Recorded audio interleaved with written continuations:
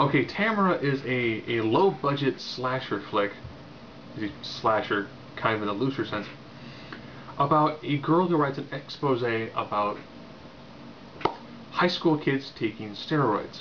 Now, of course, high school kids in the movie look like they're closer to 30 than high school seniors. And the one who is blamed for taking the steroids, who gets, suspended from the team, is upset with her. Kind of cost him, like a scholarship and his whole future. Even though, given the size of him, I'd be more upset about the guy who sold me the steroids. So they set up a fairly elaborate plot to kind of, prank and humiliate her, and they accidentally kill her. And then what do they do? Of course, they bury the body in the woods. Duh, what else would you do? You're high school seniors and you just killed somebody. But she recently cast a spell on herself. Yes, there's witchcraft involved. And she comes back, and also her entire demeanor has changed. She was kind of, like nerdy, cute, and all of a sudden she's just like the flat-out sultry character.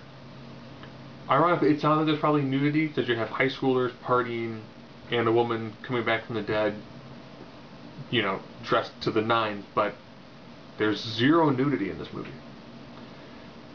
And the bizarre thing, she has the ability to touch people, and whatever sort of, I'll just say, sin they've committed, gets kind of turned against them.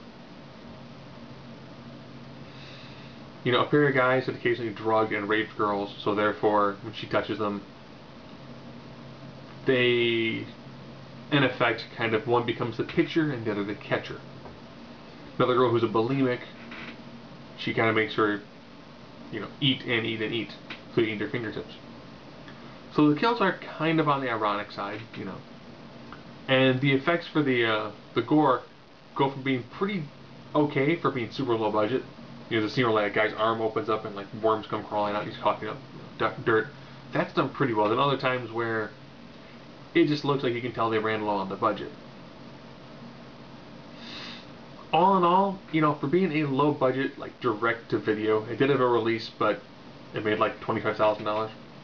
It's actually kind of decent for throwing in almost like I Know What You Did Last Summer, The Craft, and a bunch of other kind of cliches and throwing them into one. It's actually kind of watchable. I'm not saying it's great. I'm not saying this is an awesome movie you should definitely sit down and watch it, but if you're in the mood for something kind of on the different side, where if the script had more polishing, the effects had more polishing, and it probably had slightly better direction, this probably could have been a much, much better movie. But all in all, for being a low budget, pretty much a direct-to-video, this one is actually surprisingly watchable.